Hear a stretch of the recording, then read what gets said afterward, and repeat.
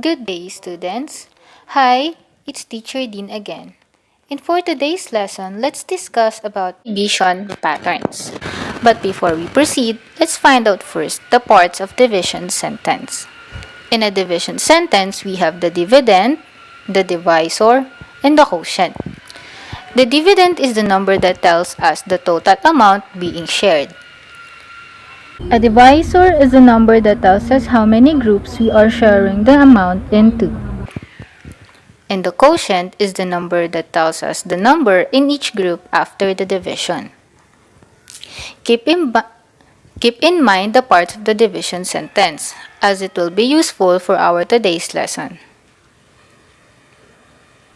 So let's say we have 4,900,000 divided by 700. So let's use the patterns in solving division. Step 1. Think of a division fact that can use. Think of a way on how to solve this equation easily. Since 49 and 7 can be divided without a remainder, we will have 7 as the quotient. Step 2. For the remaining digits, subtract the number of zeros in the divisor from the numbers of zeros in the dividend. The difference is the number of zeros in the quotient. Since we have 5 zeros in the dividend and 2 zeros on the divisor, let's subtract. 5 minus 2 is equals to 3. So, we will write 3 zeros in our quotient. Step 3. Use the information that you already know in the step 1 and 2 to find the equation.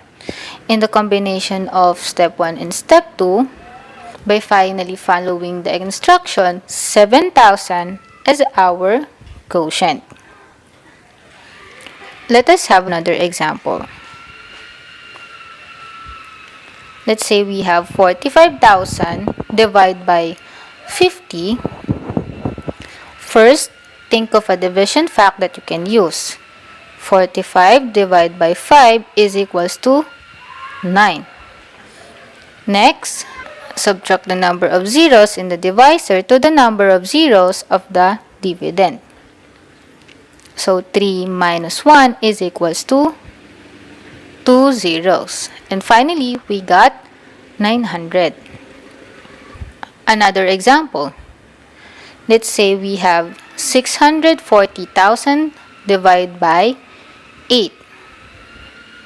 Think of a division fact. 64 divided by 8. We have 8. Subtract the numbers of zeros in the dividend and numbers of zeros in the divisor. So we have 4 zeros in the dividend and 2 zeros in the divisor. Subtract 4 over 2. Finally, we got 800. I hope you've learned something today. Thank you for watching.